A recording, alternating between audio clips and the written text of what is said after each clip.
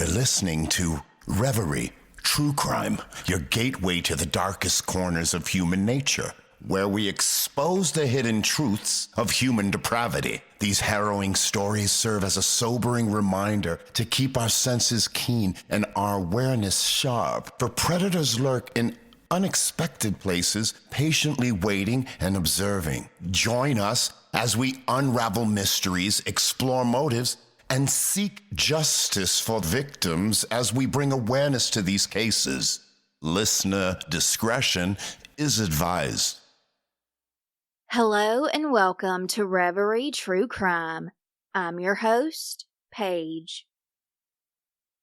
She was young, smart, and full of life. A 22-year-old English teacher living abroad, chasing a dream in Japan.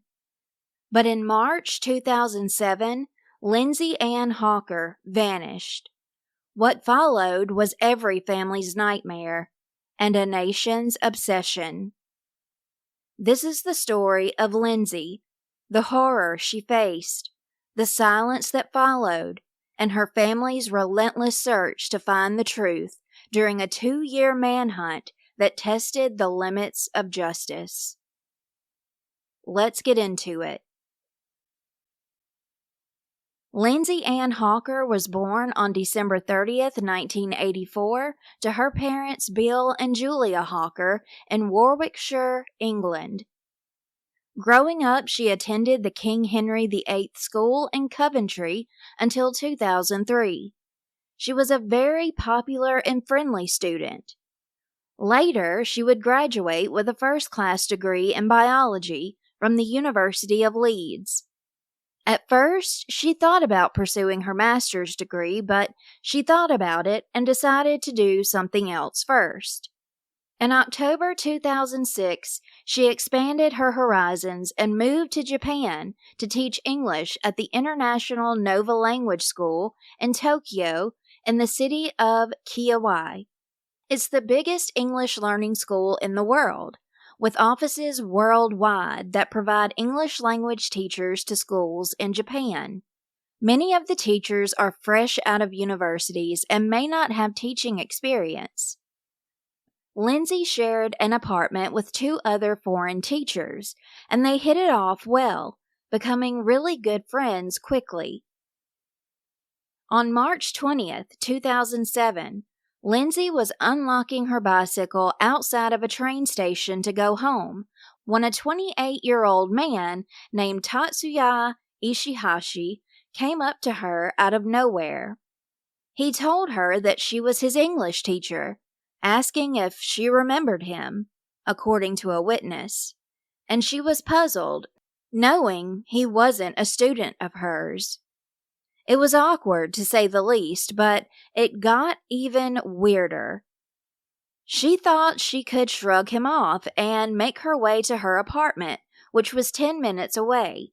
However, he followed behind her as she cycled away. The faster she pedaled, the faster his pace became. Tatsuya was even trying to talk to her as he chased her all the way home.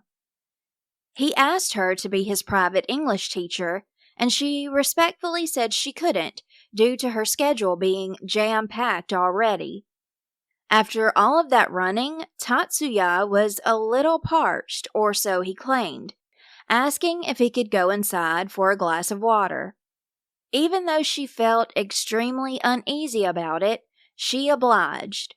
Lindsay figured since her roommates were there, she would be safer, and he would see that she didn't live alone. Inside, he sketched her portrait, signing it with his name, phone number, and email address. He said that she should teach him at 9 a.m. that upcoming Sunday, the 25th of March. She reluctantly agreed because he offered to pay her generously, which she needed. And after all, he seemed to really want the lessons, and she didn't want to let anyone down who wanted to learn. They arranged to meet for an English lesson at a cafe. Private lessons were against school rules, but she couldn't pass up the monetary opportunity or the chance to do what she loved, teach, and help others. Lindsay's friends and colleagues over the next few days did not feel good about her decision to give Tatsuya private lessons because they were suspicious of his behavior. But Lindsay felt he was eager to learn, and teaching someone who had that kind of attitude about learning was important to her. On March 25, 2007, Lindsay met Tatsuya at a cafe. Afterward, they took a taxi to his apartment in Ichikawa City. Lindsay asked the driver to wait, but after several minutes, when Lindsay didn't come back out, he left. Lindsay's loved ones became concerned when they hadn't heard from her through Skype calls, Facebook, email, phone calls, or texts.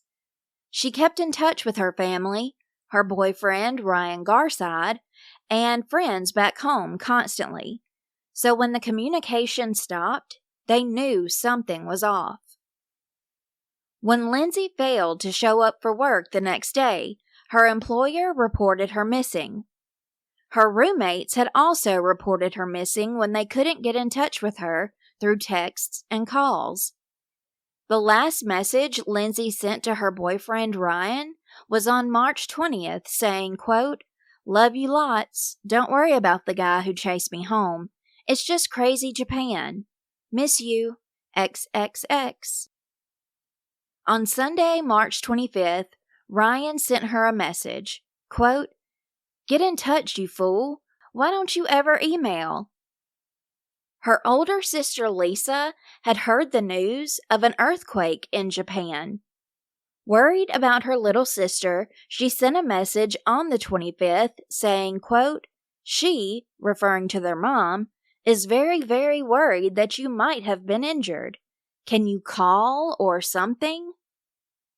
On March 26th, police visited Tatsuya's apartment in Ichikawa City after they were given his memento he had left in Lindsay and her roommate's apartment in the town of Funabashi. They were going over to his apartment to see if he knew where she was and to ask basic questions. They weren't really expecting for things to unfold as they did. When they arrived, he took everyone by surprise as he fled barefoot and escaped right under 9 police officers' noses. He burst between 2 officers at the door and outran the others. Authorities wasted no time issuing a warrant for his arrest. Like I said, this was shocking to them because they were simply going there to ask if he knew where Lindsay went after she left there or if she was still hanging out. Then, inside his apartment, what they discovered was unbelievable and horrific.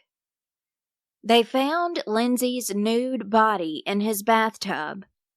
The bathtub was not in the bathroom, where you would obviously expect it to be. The tub had been dismantled and pulled out onto his 4th-floor balcony, and it was filled with a mixture of dirt, sand, chemicals, and compost, with one of her hands protruding out of the dirt. She had been bound, gagged, beaten horribly, and her head had been shaved. It was speculated that he may have been prepping to bury her in concrete or planning to plant flowers in the bath to speed up decomposition even more. Police found her purse and passport in the apartment. As Tatsuya was fleeing the scene, he dropped a backpack full of clothes, indicating he had a plan, maybe even before he realized police were there, to ditch the scene and try to run from it all.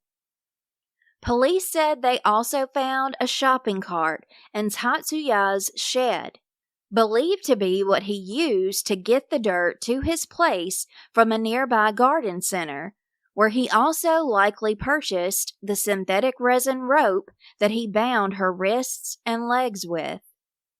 Chief Investigator Yoshihiro Seida stated, quote, "The bathtub was left out on the balcony, and the corpse was left there in the bathtub. Furthermore, the corpse was covered with dirt as if to hide it." Police also did not know the cause of death at that time, or if she had been sexually assaulted, but told newspapers that her face and upper arms were covered in bruises from how horribly she had been beaten. There were no signs of stab wounds, but her clothes were found ripped up inside the apartment. Back home in Warwickshire, her uncle said, quote, "We are absolutely distraught. It's a terrible thing to have happened, and the family is in bits. At the moment, we have very little detail about what led to Lindsay's death, and we are obviously desperate to find out more." Chief Inspector Dale Pritchard of Warwickshire Police made a statement on behalf of the family, quote, "They are in a terrible position, one in which no one would ever want to be. They just want to be left alone to manage their grief." A spokesperson for the Nova Language School said, quote, "Lindsay took her job very seriously and put every effort into it. She was trying so hard to get used to Japan. It is extremely regrettable that such an incident should occur. We pledge our full cooperation with the investigation." People who knew and loved Lindsay steadily showed up at her parents' home the next day with flowers and condolences, sharing with them how much they adored their daughter. George Fisher, the headmaster at King Henry VIII School in Coventry, said of Lindsay, quote, "I knew Lindsay well. She was a very popular student, and the staff are devastated." Not only were flowers and gifts being left at her family home in Warwickshire, but also outside of the block of flats where Lindsay was discovered. One of the cards someone left said simply, "We love you, Lindsay." On March 27th, Lindsay's dad, Bill, and her boyfriend, Ryan, were on a flight to Japan to identify her body and take her back home to be laid to rest. Tatsuya, of course, was the prime suspect. He came from a very rich family. His dad was a brain surgeon and his mother was a dentist. They bought the apartment for him when he was only 4 years old, and they had only moved away a few years before all of this happened. The media in Japan called him a, quote, "doctor's pampered son," and reported that in 2004, he had stolen a wallet from a man in an internet cafe. As far as what was reported, Tatsuya had never had a job, and he was a loner who stayed in his apartment most of the time. He also studied horticulture. One of Lindsay's friends said, quote, "Lindsay studied botany, and that was his bit of luck. They had a shared interest." Tatsuya was a big fan of very graphic manga cartoons, and police started looking into the possibility that he committed this heinous act to copy a storyline from one of them. Former friends of his also said he, quote, "had a thing for foreign women." He spoke good English, and he was the head of an exchange group of Japanese and foreign students at Chiba University, east of Tokyo, where he studied horticultural science and graduated. While he was dedicated to his studies and a good student, there were also red flags that showed he could be a problem. In his graduation book, he wrote that his best lasting memory was, quote, "peeping into a female bathroom on a school trip." People who knew Tatsuya described him as becoming odd during his final years at Chiba University, and that he had been stalking a female student in the horticulture department. Only 2 or 3 days later, rumors already begun to circulate that Lindsay and Tatsuya were an item, but her family denied those rumors quickly, letting everyone know that was completely false. It was not unusual for teachers to give private English lessons because they were only being paid around £15,000 a year back in the early 2000s for over 25 classes a week, which would be around $19,000 to $20,000 US a year. Her dad also said she was tricked into giving him private lessons. A friend said one of the reasons she did this private lesson was to get a little more money to save to go back to Britain. A fellow English teacher at Nova said, quote, "She was stalked, that's the truth. Her only crime is that she was a little bit naive in a country where she fit the stereotype of a tall, beautiful Western girl." Lindsay had two sisters, Louise, who was 20, and Lisa, who was 26. They spoke out on the 28th of March during a very emotional tribute near Coventry, with Lisa saying, quote, "Lindsay was our best friend. She was intelligent and beautiful in so many ways, and she would drop everything to help someone. She made so many people smile. She wanted to see the world, but she felt safer in Japan than in this country. Here, we are made aware of the dangers on our own streets. Every year, thousands of young people travel, and for some reason, the dangers of home seem to be forgotten. If Lindsay's death can make at least one young person more vigilant, then perhaps another family can be spared the pain, devastation, and despair that we are all experiencing." Louise said, quote, "Our family has been torn apart by this. You never think anything like this could happen to you, but we are normal people, and it does, and it hurts more than you could imagine." In the Daily Telegraph newspaper, Colin Joyce's column was placed under a piece about Lindsay, saying that women who go to Japan often feel wowed by how safe the streets seem to be. However, people who are more familiar with the country say they would never let their guard down. Despite the violent crime rates being low, many Japanese women refuse to hang their laundry outside on a clothesline because a big problem, at least back in the early 2000s, was that men would steal their undergarments.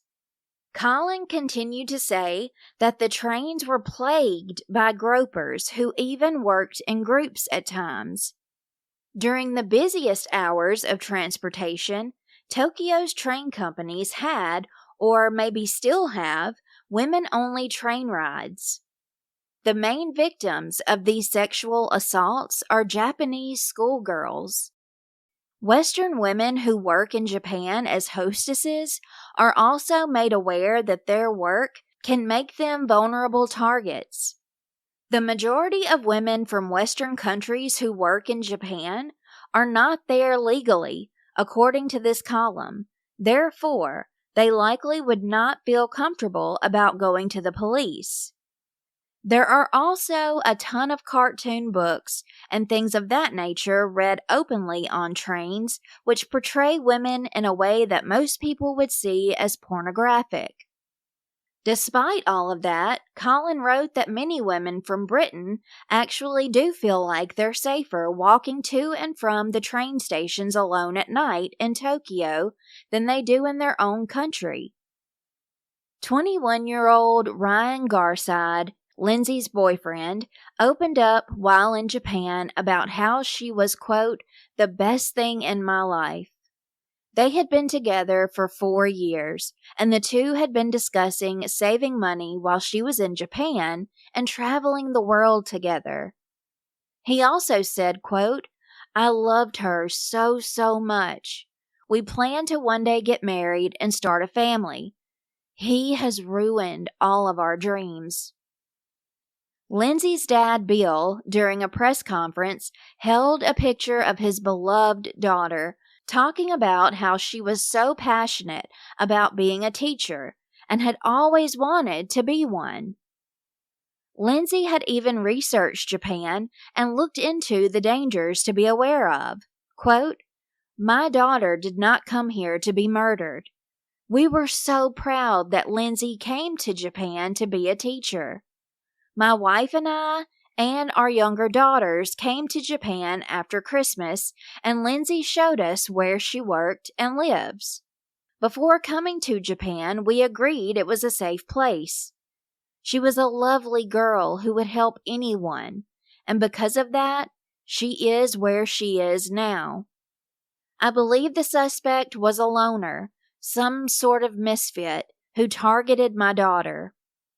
As Bill held tightly onto her picture, he said, quote, "I will carry this photograph of my daughter forever.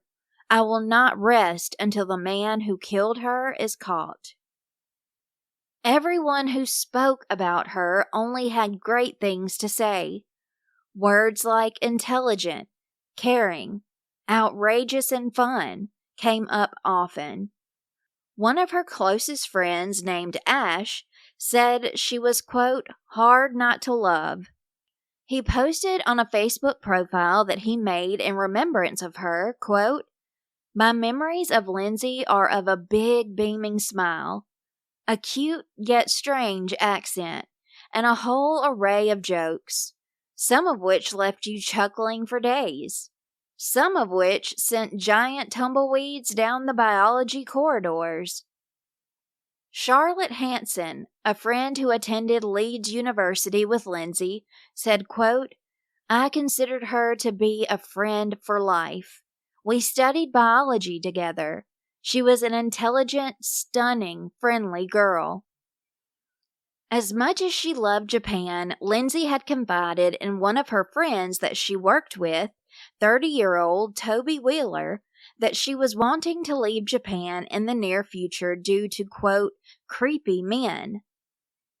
On the 29th of March, it was reported that the chief investigator, Yoshihiro Seida, said even though this was being handled as a murder case, Tatsuya was only wanted to come in for questioning about abandoning a dead body. Also, a police spokesman revealed Lindsay's cause of death according to her autopsy report. Quote, "She was either strangled or smothered to death." They also estimated she could have been beaten for up to 36 hours at most. It wouldn't be until a long time later that it would be publicly released that she was raped as well, before being what reporters later would say wasn't smothered but indeed strangled. That same day, 20 police officers raided the Hotel Chateau, a quote, "love hotel," in Nishi Funabashi, which is east of Tokyo. Rooms were rented by the hour there, and it was known as a sex hotel. Someone reported spotting Tatsuya there. After an extensive search, which was aired on television in Japan, police left the scene with frustration instead of the killer. New information surfaced over the next few days in the news. It was a possibility that Tatsuya stalked Lindsay for weeks before he made his move. He was a customer of a little bar/restaurant that was right across from a bar where Lindsay and her friends hung out. There is a possibility that he spotted her there and had been tracking her movements for who knows how long. There was also speculation that he ran away and was now doing sex work.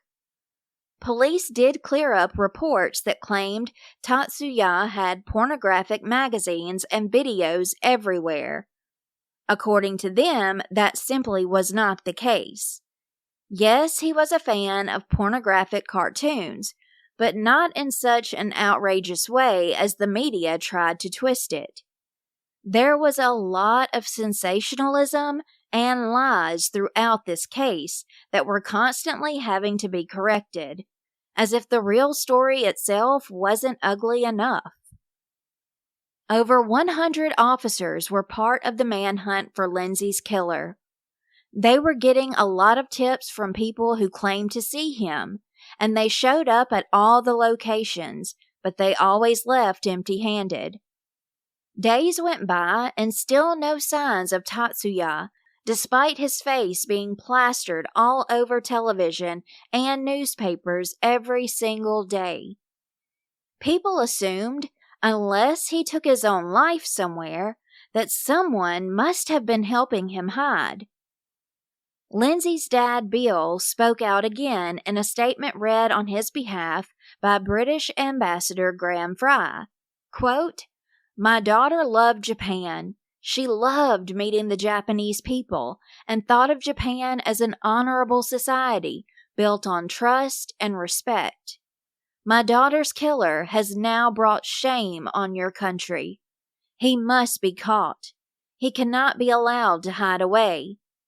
I know you place great importance on family and community links, so as a father, I appeal to you. If anyone can help the police to find my daughter's killer, I beg you to come forward." The British ambassador added a statement of his own. Quote, "We are grateful that the Japanese authorities are doing all they can, but they will need the help of the Japanese public to catch the criminal. So I echo the appeal made by Lindsay's father for anyone who can help. Please, please come forward." As the investigation unfolded, CCTV footage was released showing Lindsay with Tatsuya on March 25th at a cafe, just a few hours before she was lured to her untimely death. They were talking at the checkout counter, and everything looked totally normal. He paid their tab, and as another camera at a different angle showed, they got into a taxi together to go to his home. There was also CCTV footage of the two, which came out later, of them on an elevator at the apartment block. Days turned into weeks, and there wasn't any movement in the case. Even the suspect's family was quiet until late May of 2007, when Tatsuya's father spoke out to give a message to Lindsay's family. Quote, "When we heard what happened to your daughter, we were at a loss and were shocked. It is so regrettable that this happened. We wish to express our sorrow. We hope your daughter is at peace and that our son will atone for his crime as soon as possible." Lindsay's dad, Bill, told the paper, quote, "His family hasn't offered any help toward the capture of their son." On June 30th, 2007, Lindsay's younger sister Louise was in Tokyo with her mom and dad to meet with the police and appeal for information from the public.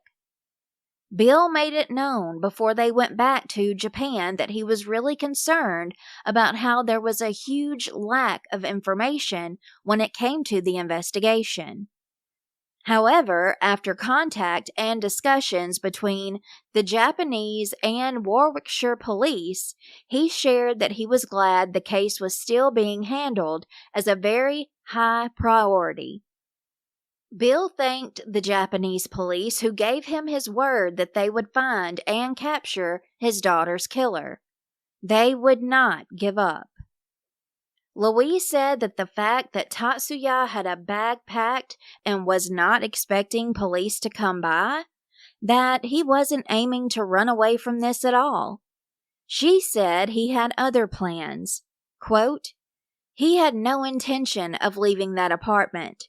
He was intending to live there the rest of his life with the body and to plant something in that dirt. When he fled, the bag he had was to go to the gym so he could bathe, since the bathtub from his apartment had been dragged onto the balcony. Even a dog doesn't deserve to be treated in that way, least of all a gentle-natured person like my sister. This was pure evil. And he clearly has no remorse if he could happily live there with a body on his balcony, probably as some sort of trophy." Police told the family Tatsuya bought the dirt to rush the decomposition process of the body.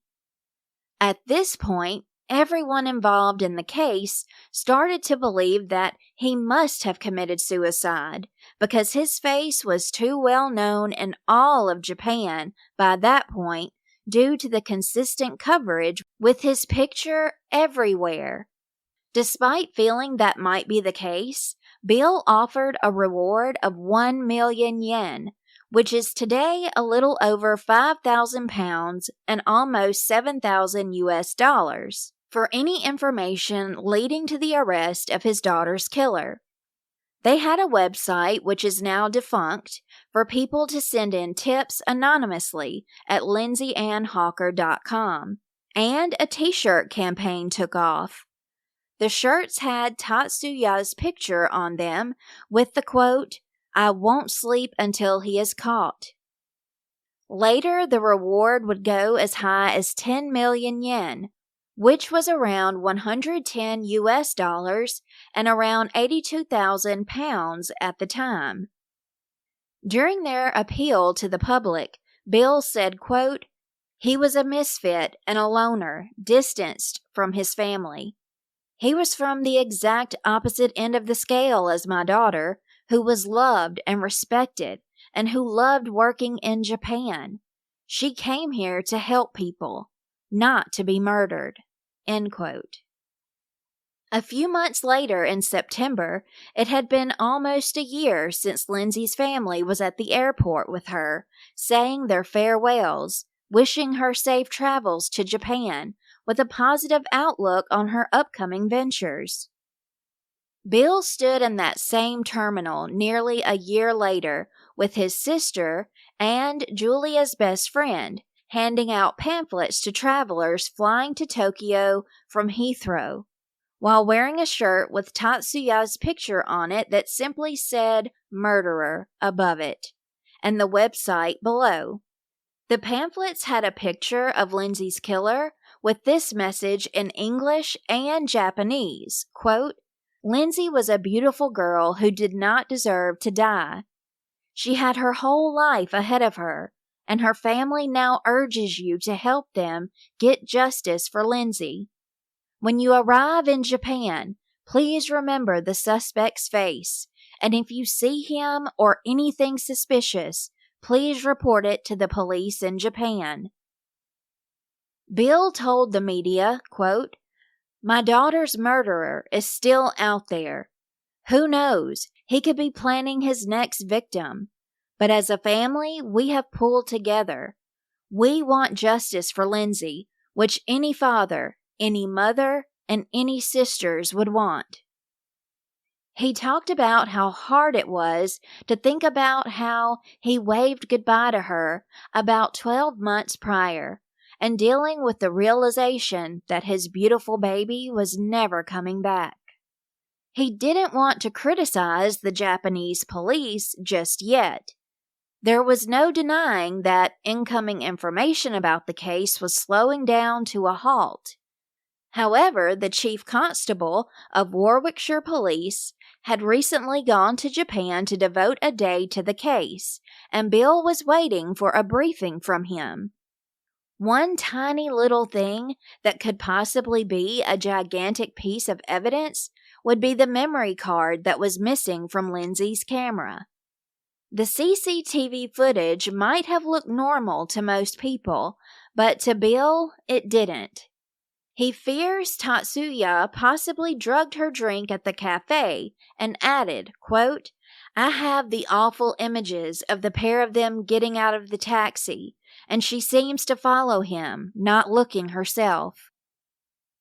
March 25, 2008 arrived, marking 1 year since their daughter was murdered with no justice still. Bill and Julia with their daughters went to Tokyo to hold a news conference for another appeal to the public to come forward with anything they might know. He said, quote, "I wish to appeal to the honorable people of Japan to help me find Tatsuya Ishihashi, the only suspect in the murder of Lindsay. Somebody must be helping Ishihashi. How can he keep evading detection? Japan is a modern society. Surely he cannot just disappear in this country." As he had Lindsay's picture in his hand, the same one he carried every day since her death, he continued, quote, "She came to this country, she loved this country, and she was here to teach, not to be murdered. Please help us." Lindsay's sister Lisa spoke in Japanese directly to the killer. Quote, "Tatsuya Ishihashi, you have taken one life and destroyed many more. You have taken away my best friend and broken our hearts. I implore you, please atone for your crime." Bill also added, quote, "I hope he is dead. I hope he suffered for a long time, but I don't think that he has committed suicide because he loves himself too much." They were also going to meet with the police that day to be updated about any progress made in the investigation. They were grateful that 140 officers were still assigned and active in Lindsay's case, still following up on hundreds of leads and possible sightings all over Japan. But there were certain details that they felt were held on to for too long before being released publicly. One thing they felt could have helped early on is the fact that police found a lot of wigs in Tatsuya's apartment and could have narrowed the search if people had been aware that he could be wearing a wig or disguise of some kind. Bill and the family went to the street where Lindsay was killed, handing out pamphlets to ramp up the awareness again as well. To amplify her case more in Japan, Lindsay's family and friends were planning to go to Gyotoku and hold a vigil at one of her favorite bars, the Hippy Dippy Doo. The Hawkers were really upset with Tatsuya's parents, Satomi and Masayoshi.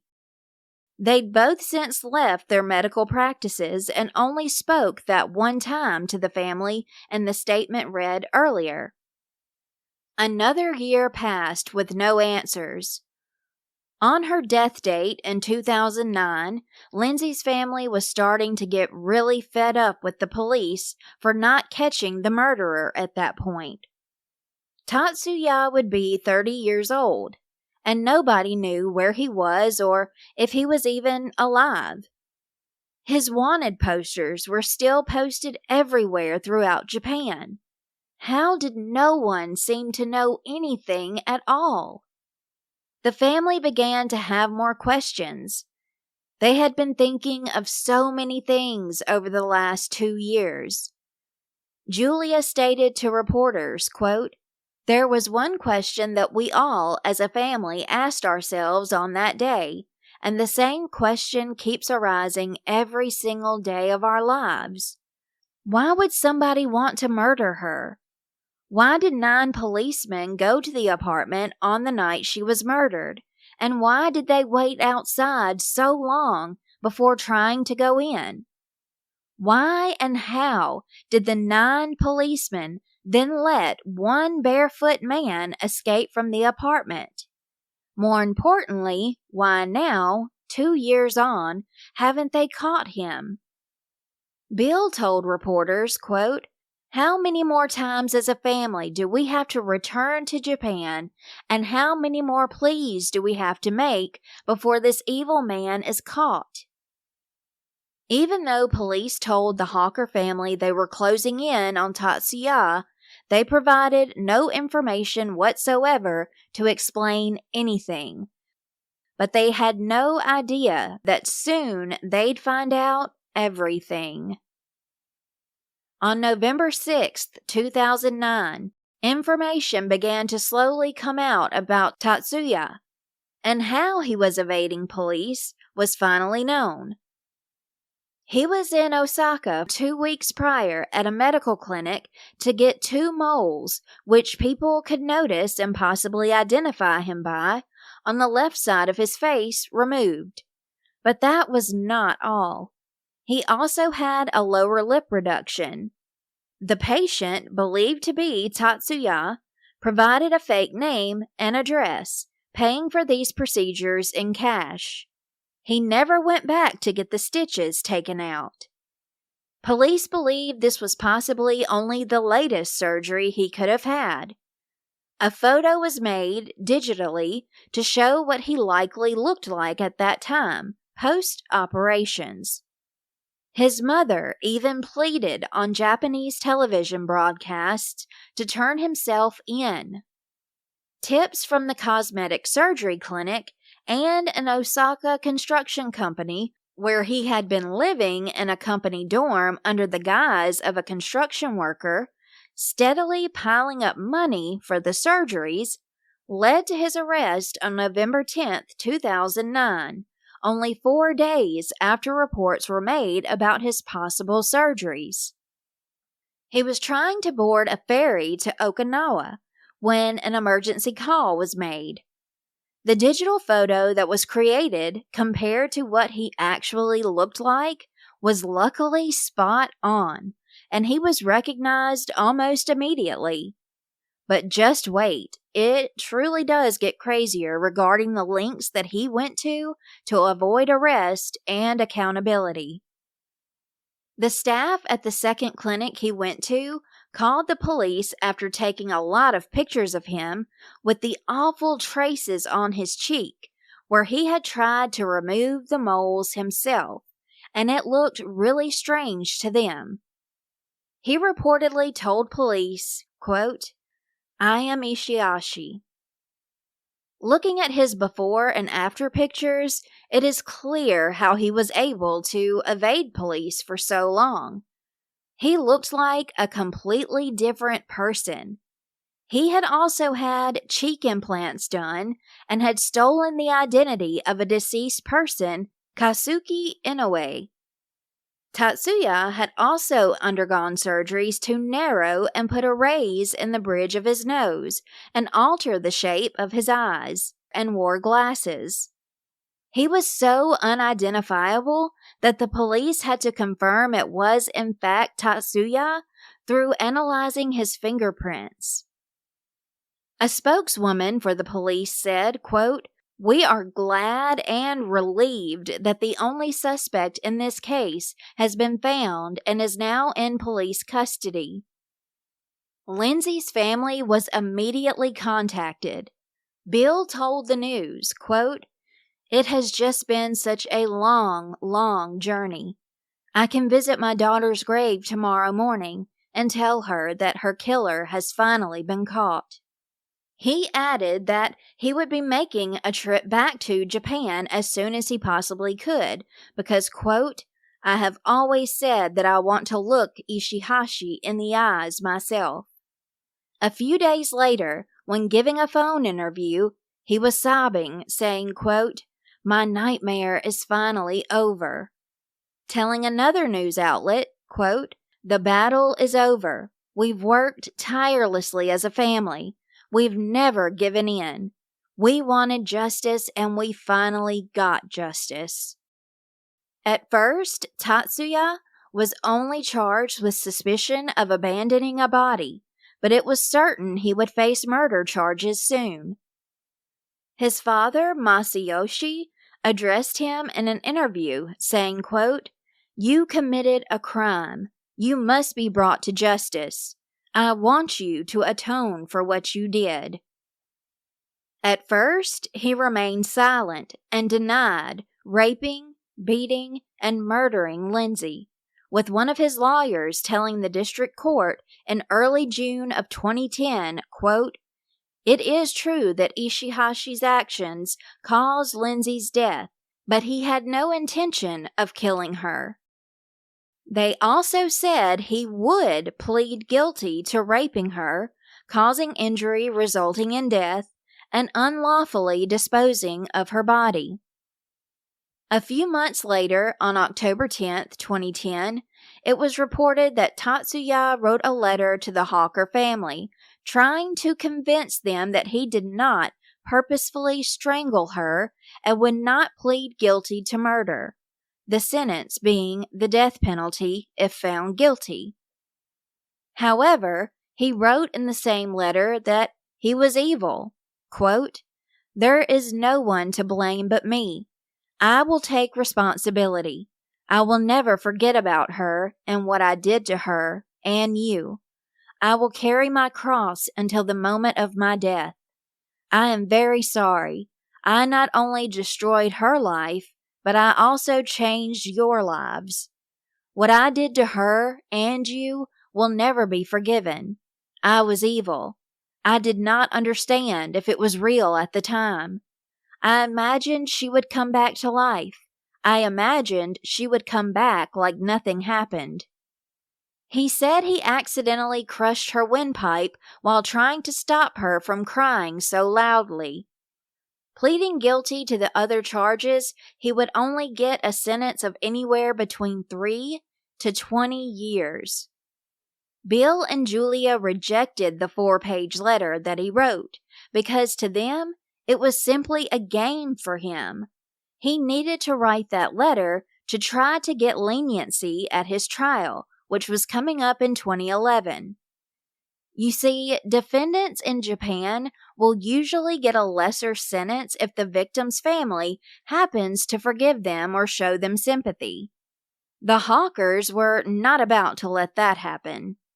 Lindsay did not get a second chance or sympathy, nor would he. Julia told the Times, quote, "He was trying to escape and to change what he looked like with plastic surgery, and to remain free for the rest of his life.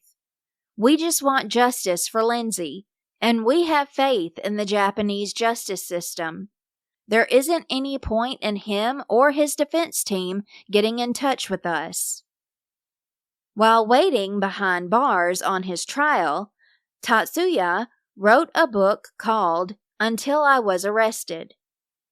It has no mention of Lindsay's tragic end or his motive, but it was about the 2.5 years he was on the run, or as his lawyer said, quote, a declaration of his contrition, his remorse and regrets.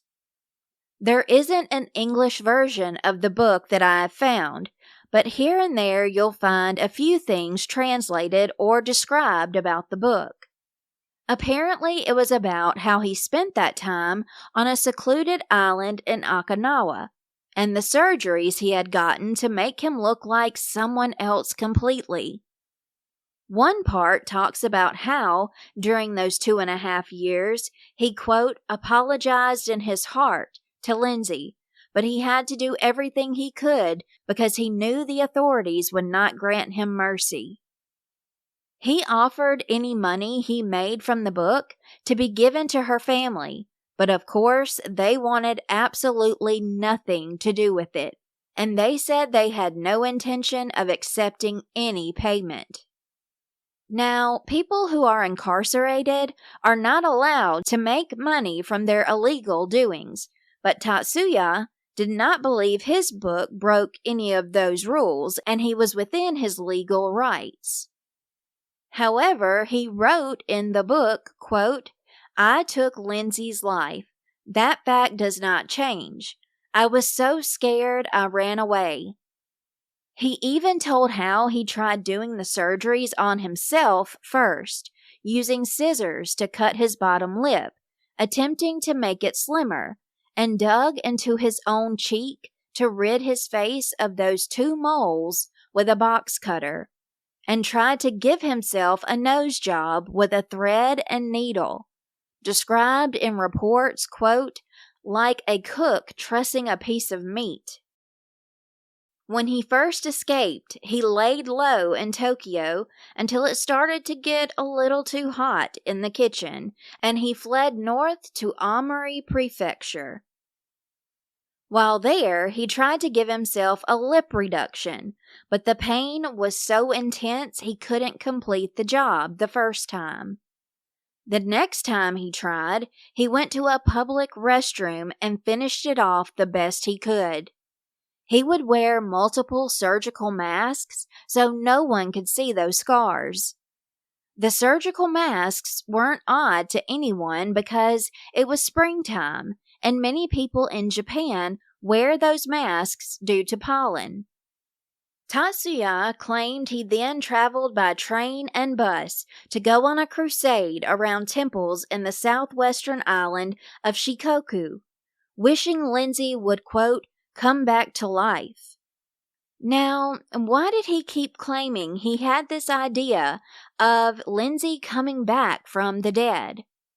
He thought that, or at least got the idea and was claiming it, because of a novel he read where the deceased were brought back to life after someone who was thinking of them tours those very same temples. Maybe he really believed it, or maybe he thought it would sound good to write and that no one would realize it happened in a novel. He also drew pictures throughout the book. One depicted himself in a baseball cap and wearing a surgical mask. Describing another aspect of evading capture, he talked about how he had to get around cameras on the streets and in stores and avoid making eye contact with people. He was steadily on the move, paranoid he was being spotted everywhere, and never even attempted to get in touch with any family or friends to be on the safe side. When he first saw himself on TV after the tip from the cosmetic surgeon's clinic, he said his heart was racing as he gazed at the news report, shaking. From that point, he said he quickly checked out of the hotel where he was staying, got a haircut, and even purchased a little disguise package that came with a beard, sideburns, and a mustache. He said that during his time on the island, he lived off of fruit, fish, and snakes. After he had been apprehended, though, he began refusing to eat, but he said, quote, I could not die.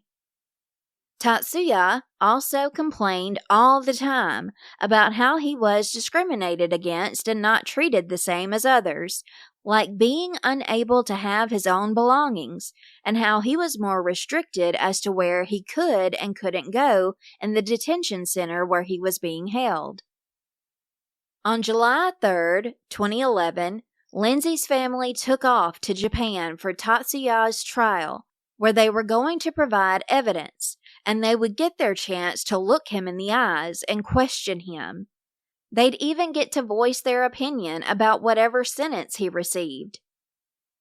Bill told reporters, quote, we are traveling to Tokyo today for the trial of Ishihashi, and we are hoping to get justice for our daughter. That has always been our aim. By the next day, Bill, Julia, Louise, and Lisa were face to face with Lindsay's killer. One of their friends told reporters, quote, they will be there until the end of the trial, although they are obviously very apprehensive about facing the accused in court. It's going to be very difficult for them to see this man. One of the questions they had about why he and Lindsay were at the cafe and then went to his apartment had been answered. Lindsay gave him a private English lesson in the cafe, but he just so happened not to have his wallet. He persuaded her to take a taxi over to his place so he could give the money to her. Once he got her alone, admitting he, quote, selfishly wanted to be intimate with her, he punched her in the face, bound her wrists, beat and raped her over the span of 36 hours before strangling her to death and shaving her head at some point as well. On July 4th, 2011, the courtroom was full when Tatsuya came in and immediately fell to his knees, bowing over and over.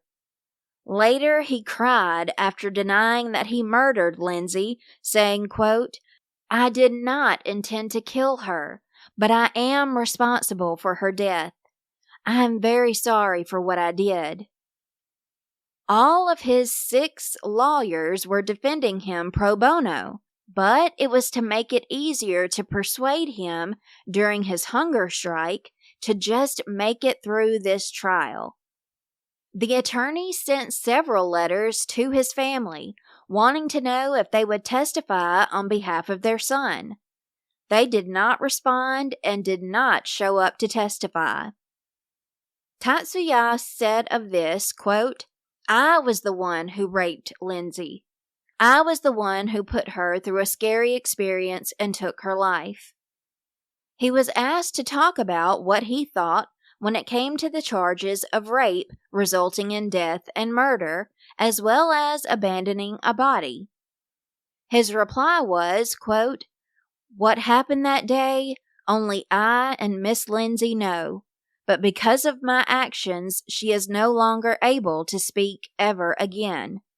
It is my responsibility to tell the truth about what happened on that day, and throughout this trial, I will tell the truth."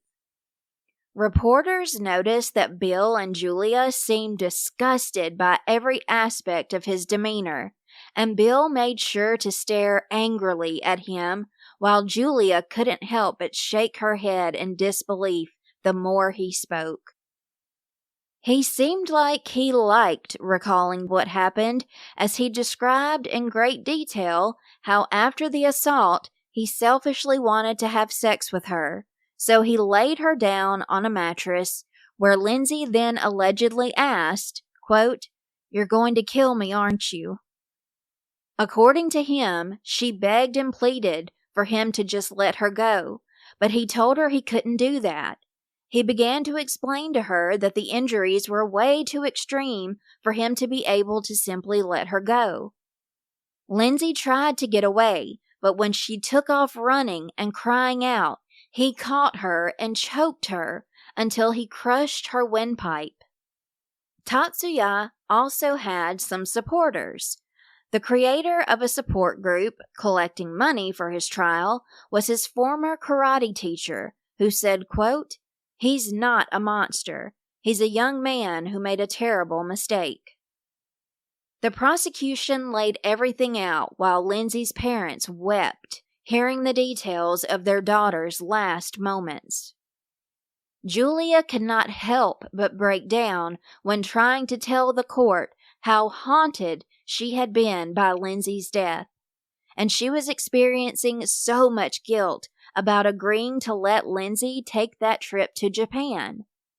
She said, quote, "When we heard that Lindsay had been murdered, we were all totally devastated. We could not sleep or eat, and I was terrified of letting my other two daughters out of my sight.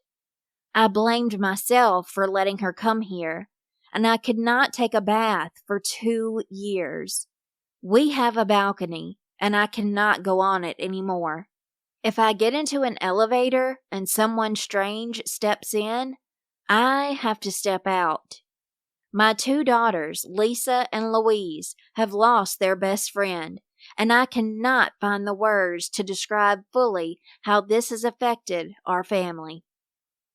When talking about how Tatsuya had offered the family all the proceeds from his book, she called it strange and disrespectful, adding, quote, "He would not have been able to write about his life on the run had he not murdered my daughter.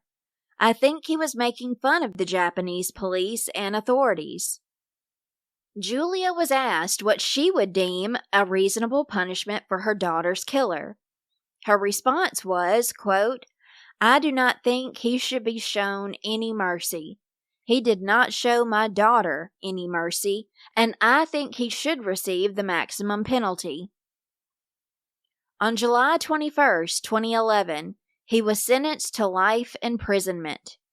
The judge acknowledged the severity of his crime, but noted he had no prior convictions, and since he was only 32 years old, the judge talked about the possibility of rehabilitation. Quote, "Perhaps he has a chance to make a new start or to be corrected." Bill just shook his head side to side as the judge went on. Quote, "We can assume that the defendant had an intention to murder the victim when he put pressure on her neck. It is impossible to measure the victim's regret having to end in such a devastating situation, her 22-year-old life that was filled with many possibilities. The defendant's deed was vicious and committed for an extremely selfish motive. He feared his rape may have been found out. The defendant ran away for a long time, and that hampered work to get to the bottom of the case. His criminal responsibility is very heavy. The victim was raped, with her dignity violated, and life taken away while going through unbearable pain. At age 22, her future was taken away. The defendant showed no respect to her life, and the crime is heinous. Lindsay's family had hoped for the death penalty, which would have resulted in him being hanged for his crime against her, but they accepted the court's decision. Tatsuya repeatedly bowed to Lindsay's parents as he was escorted out of the courtroom. Bill told reporters, quote, "We've waited 4.5 years to get justice for Lindsay, and we have achieved that today, and we are very pleased. Lindsay loved Japan, and you have not let her down."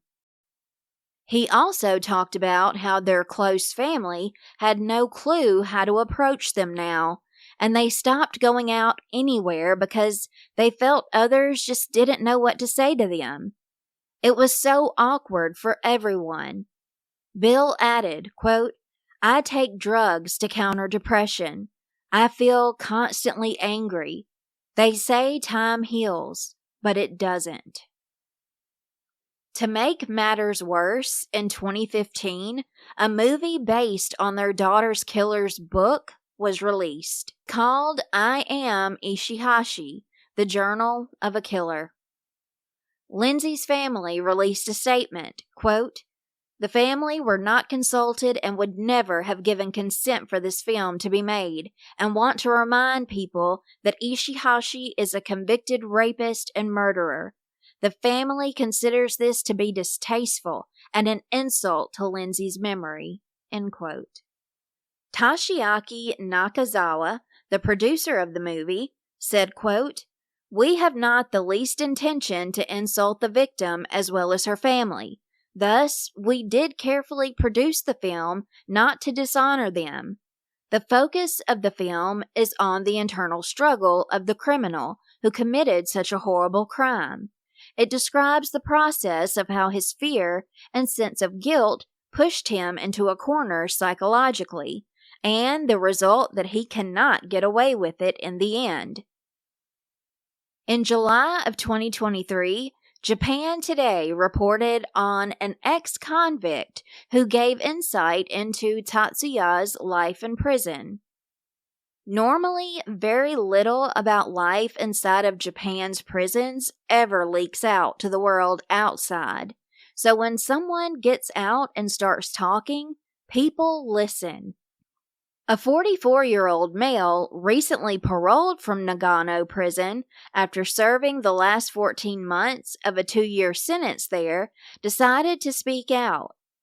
While serving his time in Nagano, the man discovered that a high-profile prisoner was there as well, Tatsuya Ishihashi. Nagano prison houses 2 types of inmates. Class A prisoners are mostly first-time offenders. Class B includes those with more serious or repeated offenses, including members of organized crime groups.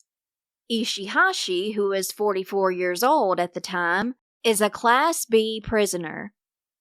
The ex-convict, who wanted to conceal his real identity for safety reasons, recalled that Tatsuya was assigned to work in plant number 10, though he wasn't sure exactly what kind of work was done there. A fellow inmate who had also worked in the plant later transferred to the prison laundry, where the ex-convict worked. That man told him Ishihashi mostly kept to himself, only interacting with people he was comfortable around.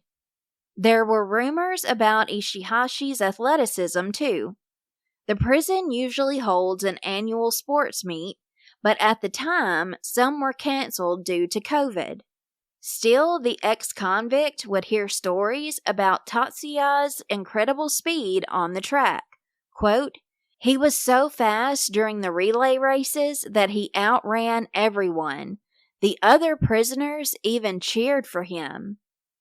The anonymous man said that at the laundry, his job was to wash and sew inmates' clothing, underwear, socks, shirts, and workwear. Each prisoner's clothes were marked with their ID number. When Tatsuya's laundry came through, some inmates would deliberately screw up the stitching on his tags as a kind of petty act, letting them know they didn't like him at all. But the anonymous male chose to do the job properly. After a while, he noticed something interesting. About 2 months in, Tatsuya began writing his name neatly spelled out above his number on his laundry bag. The anonymous ex-convict took it as a quiet thank you, a sign that Tatsuya had noticed the care he'd taken. As a comparison, when the ex-con entered prison, he deposited 100,000 yen with the authorities to use for personal needs like pens, paper, clothing, and other basics. By the time he left, he had earned 19,669 yen for his work in the laundry. As for Ishihashi, nobody knows exactly how much he had in his account, but the prison rumor mill said he might have had around 1 million yen. This would not be surprising. Other high-profile criminals in Japan have received donations from supporters.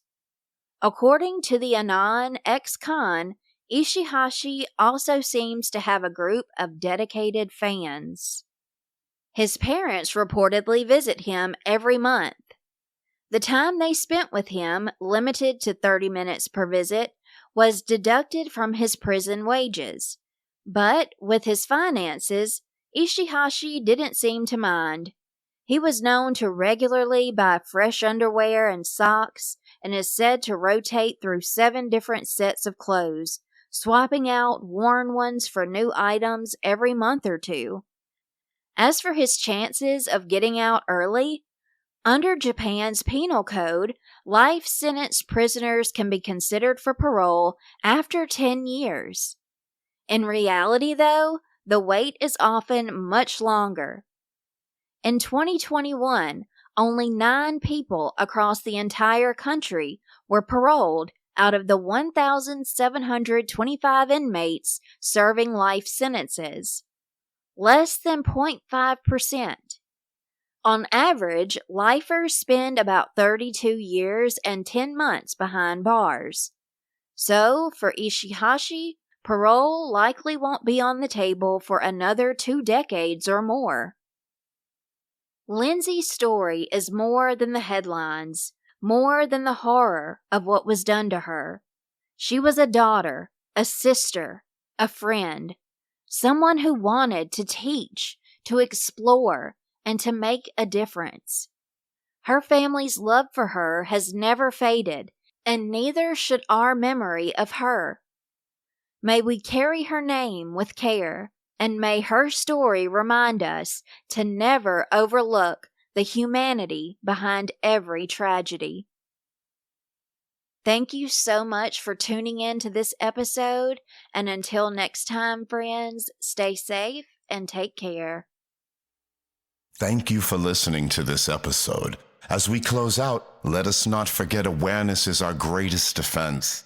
In a world that can be dark and grim, vigilance is our beacon of hope. When it comes to the cases we have explored together that have remained unsolved, if you happen to hold a piece of the puzzle, dare to step forward. As author Lois McMaster Bujold once said, "The dead cannot cry out for justice. It is a duty of the living to do so for them." Until we reconvene, my friends, stay vigilant and stay informed.